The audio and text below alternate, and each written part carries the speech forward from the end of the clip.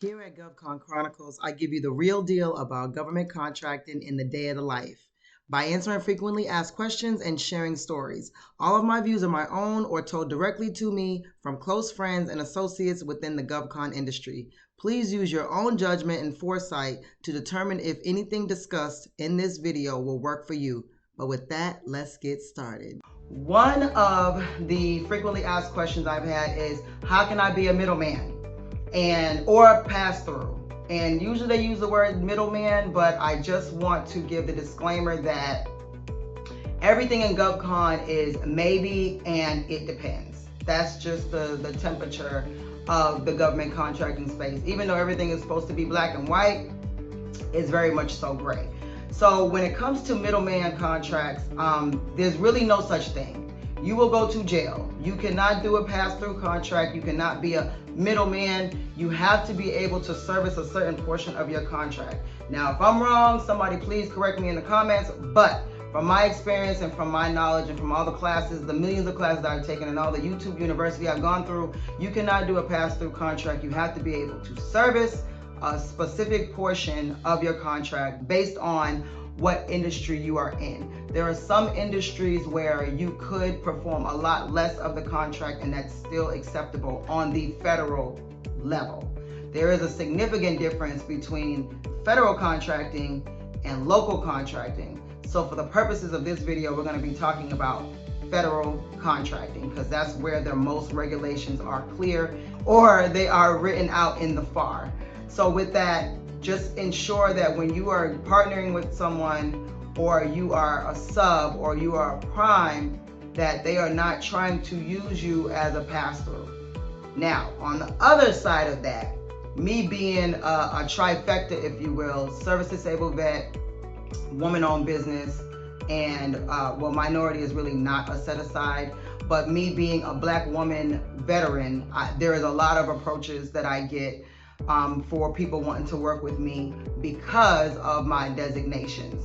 So I often remind some of these agencies or some of these other larger companies that we are not doing a pass-through. I have to be able to perform and be able to control many portions of this contract if I am in fact the prime.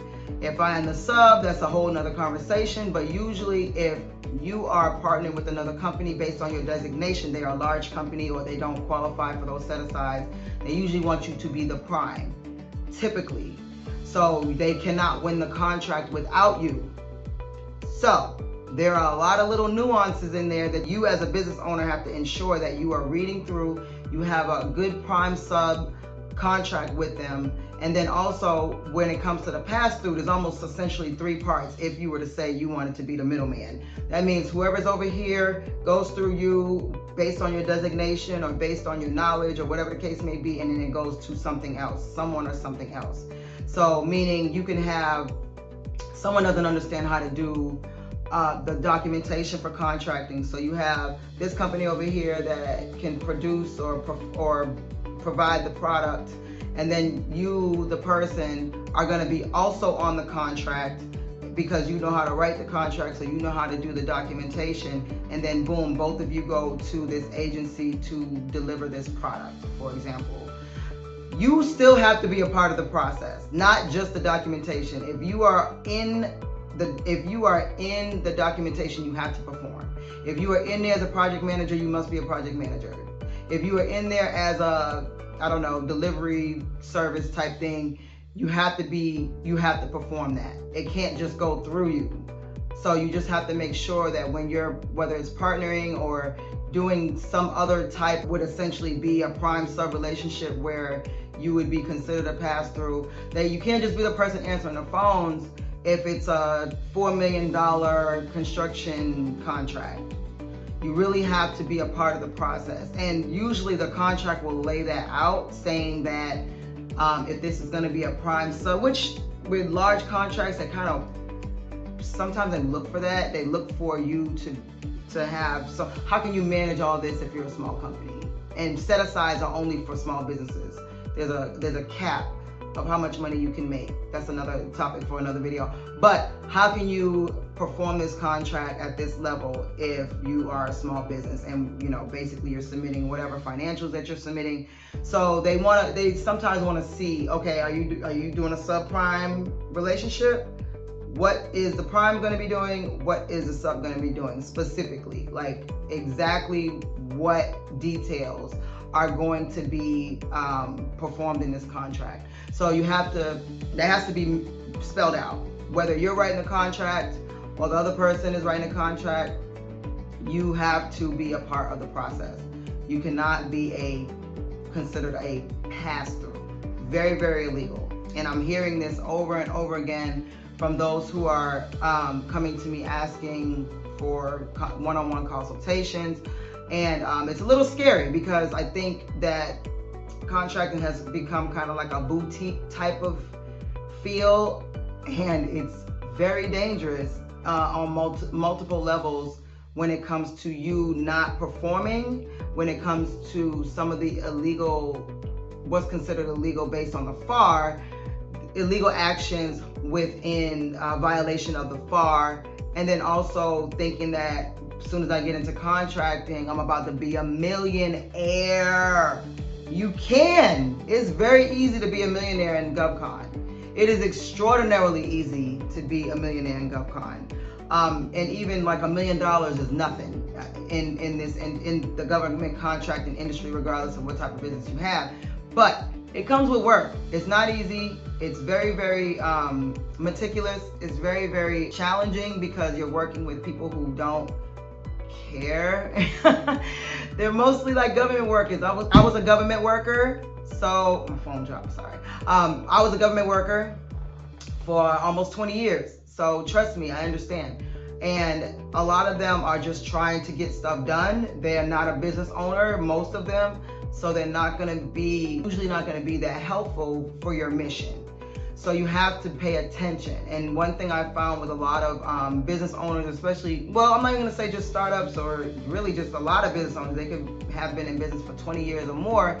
They're not very organized. And you have to be incredibly organized to do GovCon.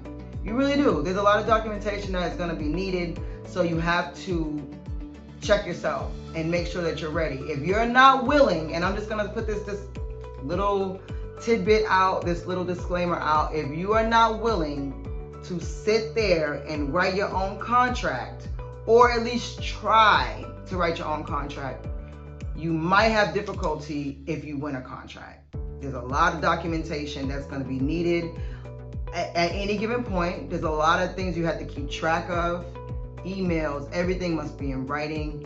So all that to say that even if you're thinking about getting into the government contracting space by being what's called a middleman, just ensure that the way the contract is written, you are compliant, because they will cancel you for cause, relief of cause, cancel you for cause, cancel you for convenience.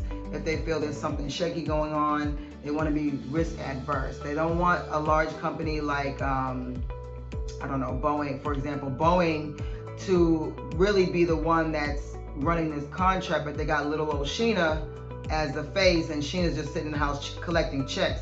As appealing as that sounds, is not worth it if something is discovered.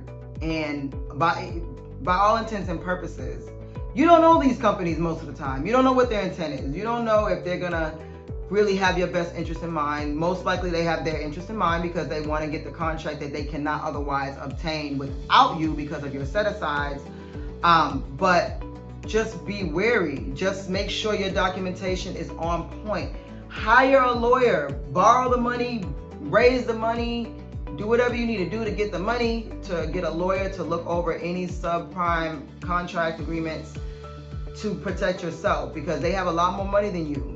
Most likely they have a lot more money than you. If they want to partner with you, they're a large company or at the peak of the cap of small business dollar amount, which is sometimes anywhere between 20 and 35 million. Ironically, it's still considered a small business.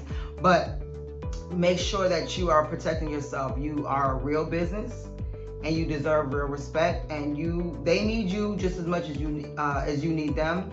So just protect yourself and be wary of anything to do with middleman contracts or pass-through contracts. With that,